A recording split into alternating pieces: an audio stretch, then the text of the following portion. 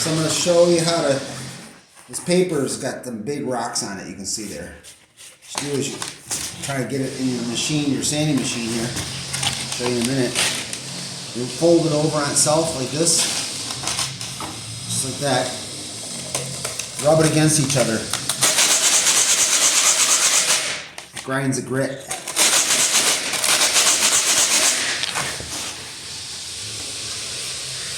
And then right here,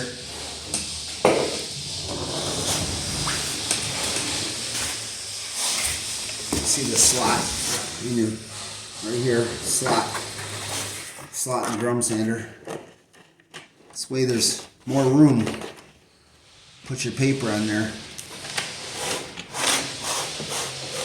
Also how to load this. I usually turn it so it lines up, the two sides line up right there.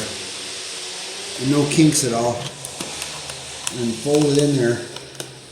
Sometimes it takes a little bit of finagling.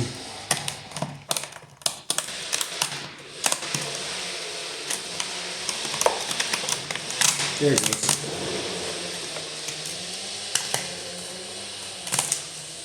Make sure it's even all the way across. Nice little gap there. You want a little gap on the paper right here. So that way when it sucks this in, it'll pull it in straight. So about a finger. It takes a little time to get the technique down. Grab your 2 wrenches. I use a 1/2 inch actually. It goes right on the square right here. You can see that on that square. Fits right on there. See that?